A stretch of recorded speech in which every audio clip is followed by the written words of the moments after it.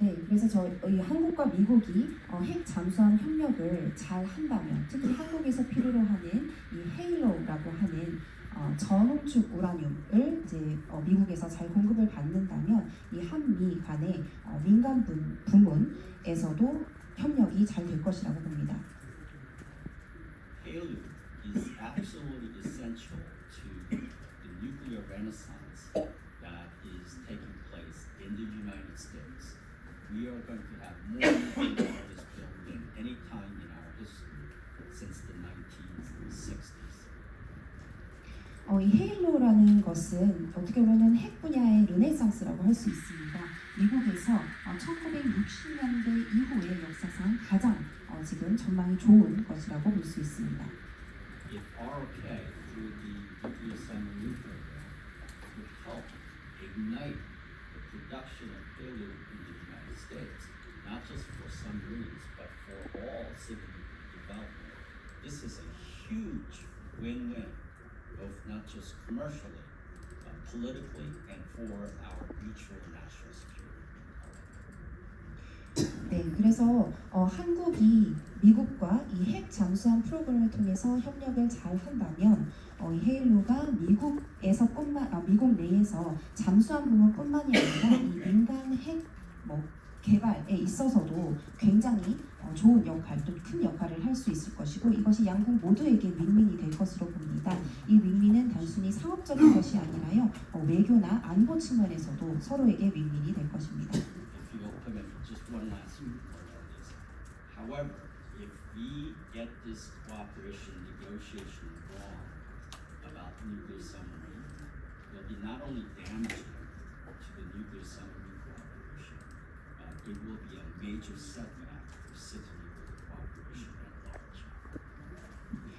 하지만 만약에 이 핵 잠수함 협상이 제대로 이루어지지 못한다면 이것은 양국 간의 협력뿐만이 아니라 민간 부문에서의 이 핵 관련 산업에도 굉장히 악영향을 미치게 될 것입니다. 저도 오늘 아주 흥미있는 사실을 배웁니다. 다른 질문, 관련돼도 좋고 또 새로운 질문 하셔도 좋습니다.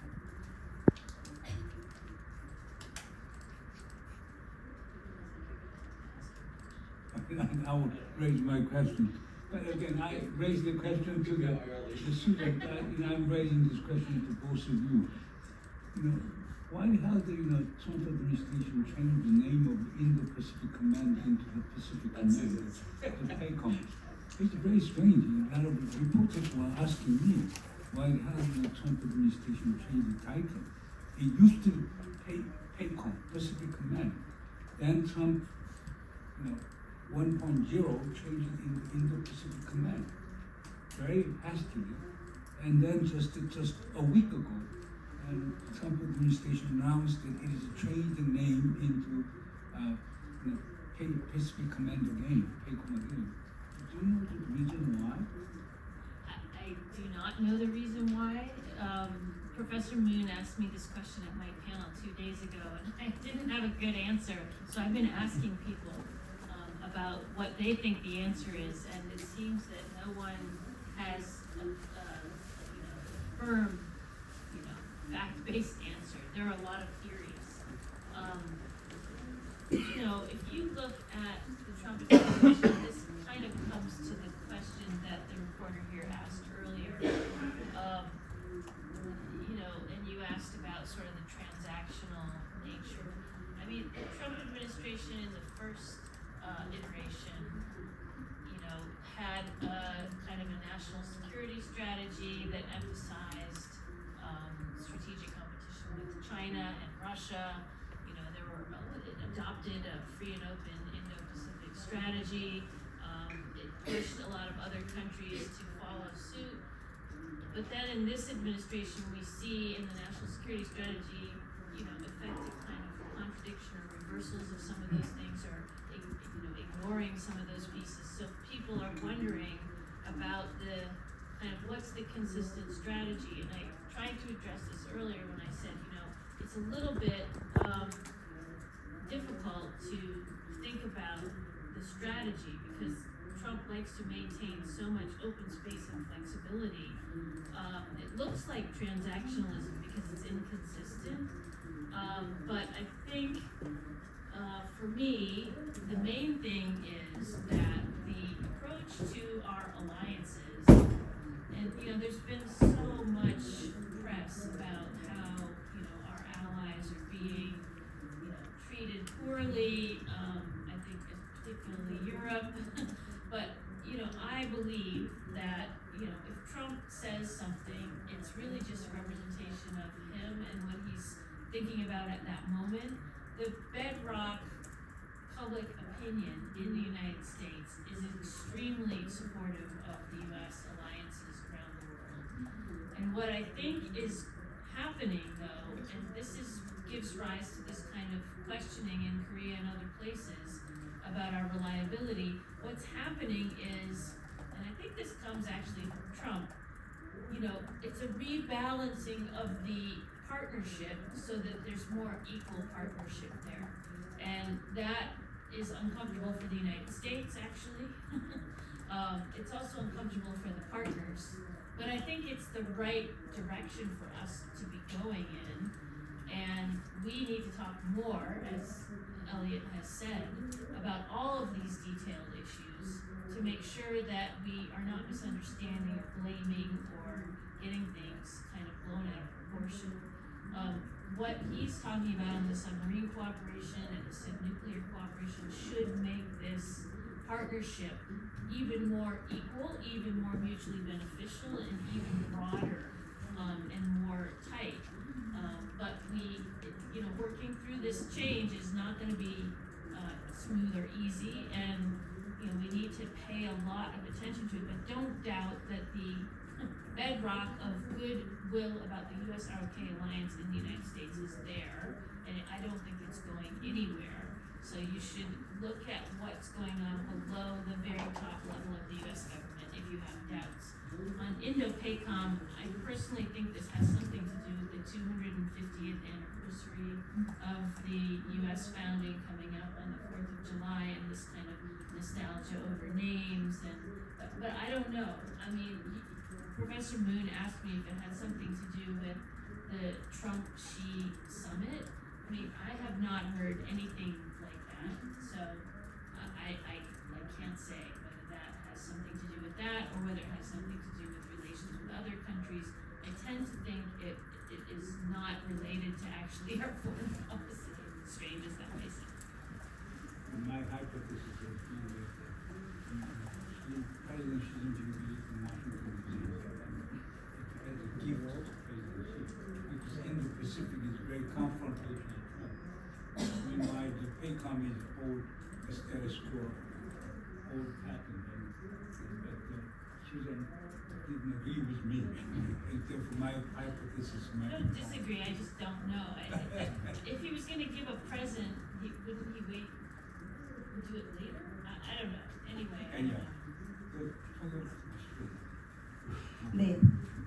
문 교수님께서 질문을 주신 게 이제 트럼프 행정부에서 그 타이틀을 바꿨어요. 이 인도 패시픽 커맨드에서 이게 페이콤이었다가 전에는 이제 이게 인도 패시픽 커맨드로 바꿨고 또 일주일 전에 다시 페이콤으로 타이틀을 바꿨거든요. 그래서 그 이유가 무엇인지에 대해서 질문을 주셨고 수사님께서 답변 주시기에는 사실 이유를 모르겠습니다. 이전 패널에서도 문 교수님께서 질문을 주신 부분인데 제가 뭔가 이렇게 클리어하게 답변을 드리지 못해서 이번 포럼 동안에 이제 다른 분들한테도 질문을 드려봤는데 뭔가 이렇게 딱 떨어지는 답변을 찾지는 못했습니다. 물론 이론은 여러 가지 있지만요. 트럼프 행정부를 봤을 때 이제 1기 때는 미국, 중국 간의 이런 전략적인 경쟁 관계라는 또 개방적이고 자유로운 인도태평양 전략이라는 국가안보 전략이 있었습니다. 그런데 2기 들어서는 조금 다소 그 요소들 중에서 조금 무시되고 넘어가는 것도 있고 또 오히려 좀 되돌아가는 것 같은 느낌을 받는 부분도 있어서 일관성이 없는 것 같다는 느낌이 있었습니다. 그래서 이 전략을 생각하기가 좀 어려운 그런 상황입니다. 물론 트럼프 대통령께서 기본적으로 좀 이렇게 오픈 스페이스를 두고 조금 유연하게 움직이는 것을 선호하는 편이기는 하지만요. 어쨌든 미국 입장에서는 미국의 동맹국 간에 좀 이런 압박이 많이 있었습니다. 특히 이제 유럽 국가들과의 동맹에 있어서 압박이 많은 상태였고, 트럼프 대통령께서 이제 많은 이야기들을 하시는데 사실 그 이야기의 많은 부분은 그 순간에 혼자만의 생각인 경우가 많습니다. 그래서 그 대통령의 생각과는 달리 미국 전반적으로 또 대중들이 봤을 때에는 이 동맹을 지지하는 경우가 많습니다. 그 기본적인 지지가 있습니다. 그래서 신뢰성 측면에서 보면은 국가 간의 신뢰성 측면에서 보면은 좀 동등한 파트너십을 가져가야 한다라는 이러한 생각이 많이 있는데요. 미국 입장에서 이게 좀 불편한 요소도 있고 또 파트너도 이걸 불편해하는 경우도 있지만 방향은 이게 맞습니다. 동등한 파트너십으로 가는 이 방향성은 맞다고 봅니다. 그래서 우리가 좀 디테일적인 부분들을 이야기함으로써 어떤 오해가 없도록 하고 또 특정 범주에서 벗어나는 것을 방지하는 것이 중요할 것 같고요. 앞서 언급된 이 핵추진 잠수함 협력 같은 경우에 관계에 있어서 굉장히 중요한 요소가 될 겁니다. 관계를 동등하게 가져가는 것, 또 상호 호혜적인 관계를 가져가는 것, 관계를 또 넓혀가고 또 조금 더 긴밀하게 가져가는 것, 앞으로도 이렇게 해야 하고 또 할 수 있다고 생각합니다. 하지만 이러한 변화를 가져오는 것이 결코 쉽지는 않을 것이고요. 우리가 굉장히 많은 노력과 또 주의를 집중시켜야 할 것입니다. 어쨌든 근본적으로는 또 그 미국 내에서 이 한미 동맹에 대한 이 신뢰가 존재하고 또 앞으로도 유지될 것이라고 저는 보고 있고요.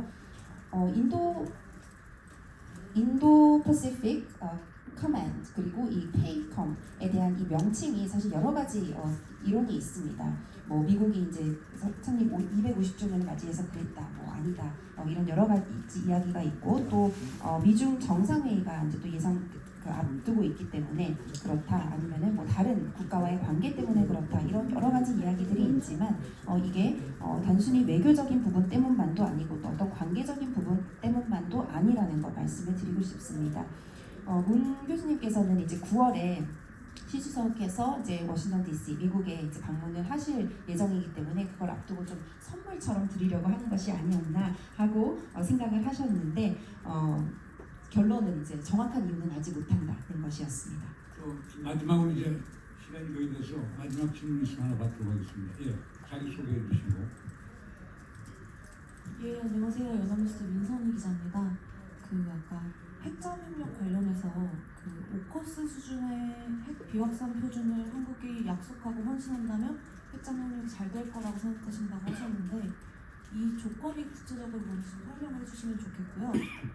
한국 정부는 연내 핵잠이나 원자력 협의에서 성과를 기대하고 있다고 하는데 이 방금 말씀하신 오커스 수준의 조건 같은 걸 고려하면 연내에 의미 있는 진전이 있을 수 있다고 보시는지도 궁금합니다. Hi, I'm Lindsay Lee from Yonhap News. You mentioned earlier in your statement that if the Korea-US agreement on non-proliferation goes, the commitment for it reaches that level of AUKUS, things will go very well in the future. And I'm wondering what the conditions, the actual conditions are, by the fact that you mentioned the level of commitment on par with AUKUS. And the second is the Korean government is looking forward to some achievements regarding nuclear-powered submarines within the year. So within the year, if this goes well, what kind of achievements could be made possible? Perhaps I'll answer the second question first. Just closer to my microphone. Yes, a little in front of my lips. It may take more than a year. This is not simply up to the executive branch of the United States government. In order to have the kind of cooperation, we need to have changes to fundamental civil nuclear cooperation between the United States and Republic of Korea that we have negotiated, and which I was part of that negotiation over, I guess, about 10 years ago. And that negotiations, because of all the difficulties, it took years to achieve. So we need to change that. And also on top of that, in order to have supply this nuclear material from the United States for military use, it's not towards nuclear weapons, but military use, we must have another separate agreement. It's probably a mutual defense agreement. And AUKUS, with 3 parties that are the closest allies that each of us have, right? It took a long time, even when there was already a mutual defense agreement with the United Kingdom on these matters. So this is something that Korean public must understand. It's not because there is, even if everything goes right, there are laws. These relationship and agreements are governed by one of the strictest laws. We have the Atomic Energy Act, right? So this is not simply a political will of a particular administration that could say, make this thing happen, right? Everything has to happen. And it also will depend on the makeup of Congress, right? We will have a new Congress in come November with very, potentially very different political makeup. And that will be a factor as well, so we need to be very careful. Now, in terms of the AUKUS comparison in regard to transfer of needed things to make the South Korean nuclear propelled submarine happen, you have to understand, right, that Australia had absolutely no experience in, other than having a research reactor, absolutely no experience in any aspect of civil nuclear technology, industry, or human capital. So things were transferred in a way, it's just too hard to explain here, but in a way that made non-proliferation concerns relatively simple. Korea is different. And also, I have to, as a friend of Korea, I have to say this. When a lot of the Korean public